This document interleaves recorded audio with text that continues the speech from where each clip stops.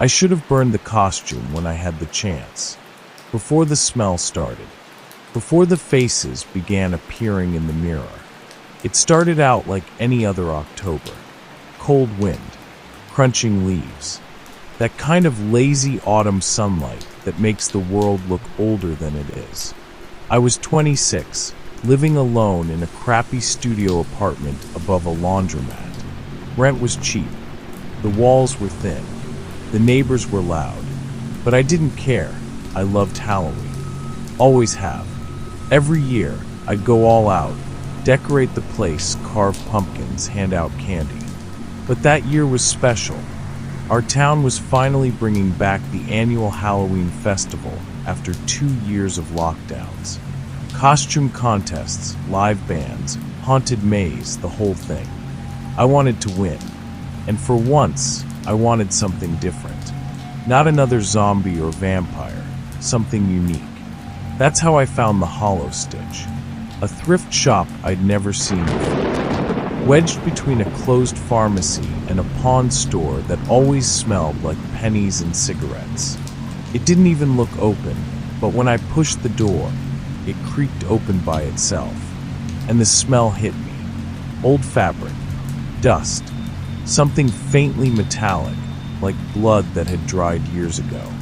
There was no one at the counter, just racks of strange clothes, costumes that looked too real, like they were made for people who didn't exist anymore.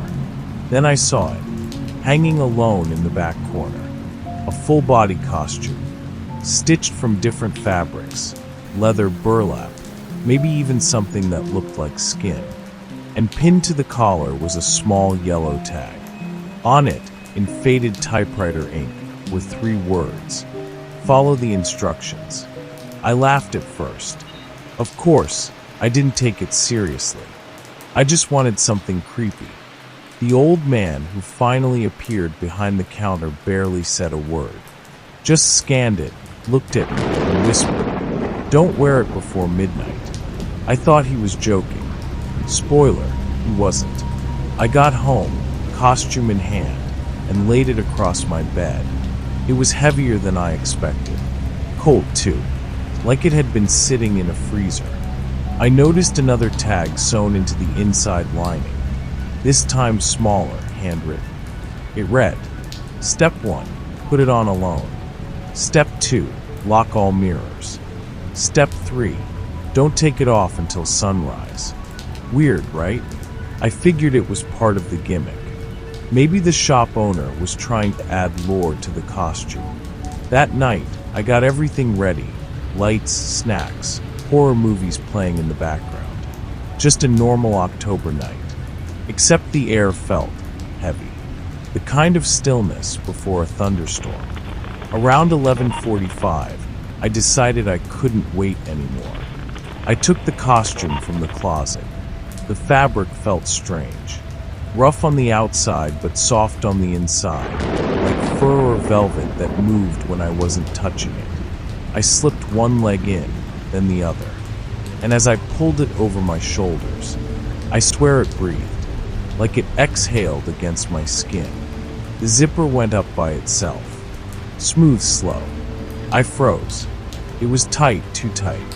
And that's when I heard it. A whisper. Right behind me. Lock the mirrors. I spun around. No one there. My bathroom door was open. The mirror glared back at me in the dim light. For a second, I thought I saw movement in it, like something standing just over my shoulder.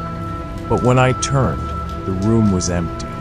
The clock struck midnight. The zipper clicked shut, and I couldn't get it off.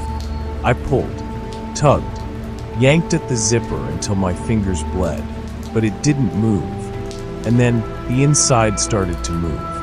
The fabric against my skin began to pulse, like it had veins. Every heartbeat made it tighten around me. I stumbled into the bathroom, flipped on the light, and screamed. My reflection wasn't moving with me. It blinked a second too late, and then it smiled. I froze. I wasn't smiling, but the thing in the mirror, wearing my face, my costume, it tilted its head slowly, like it was studying me. Then it raised a finger and pressed it to its lips. Shook, and all the lights went out. The sound that followed was wrong. A scraping, tearing sound, like nails on wet glass. Then whispers overlapping, dozens of them. Too early, didn't lock it. Now we're free. Something cold touched my neck. I turned, nothing there. But in the mirror, hands crawling out of the glass. They weren't human. Long fingers, torn nails, reaching toward me from the reflection. I ran. I slammed the bathroom door, heart pounding. The walls were breathing. I swear to God, they were breathing. Every shadow in the room started to move like it had its own pulse. I could hear whispering under the floorboards, hundreds of voices whispering the same word over and over. Wearer, wearer, wearer. I clawed at the zipper again, screaming, trying to tear the costume apart, but it wouldn't rip. It just made a sound, a low groan, like it was hurt. And then it laughed, a deep, wet chuckle right next to my ear. That's when my phone lit up on the floor. A text from an unknown number. Just 3 words. Don't fight it. I didn't even think. I bolted out the door, down the stairs, into the street. It was empty. Every house dark. Then motion. A figure standing under a streetlight, wearing the same costume. It turned its head toward me, slow, mechanical, and started walking closer. Every light on the street flickered as it moved. Behind it, another figure appeared. Then another. Dozens, all wearing my costume. They moved in unison, step for step, until I realized they weren't walking toward me. They were walking through me. One passed right through my body.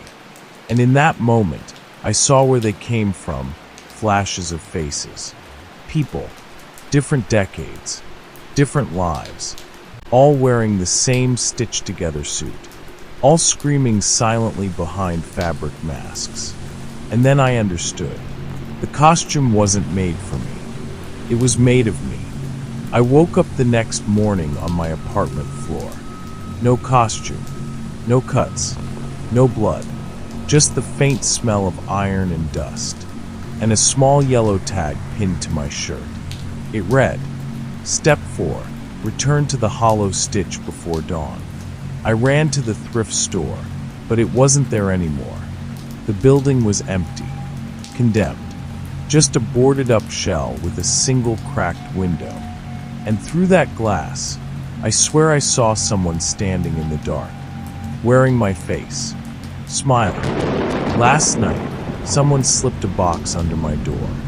Inside was the costume, folded neatly. And a new note. Thank you for keeping it warm. It's your turn again next Halloween. Don't wear it before midnight. And whatever you do, lock the mirrors.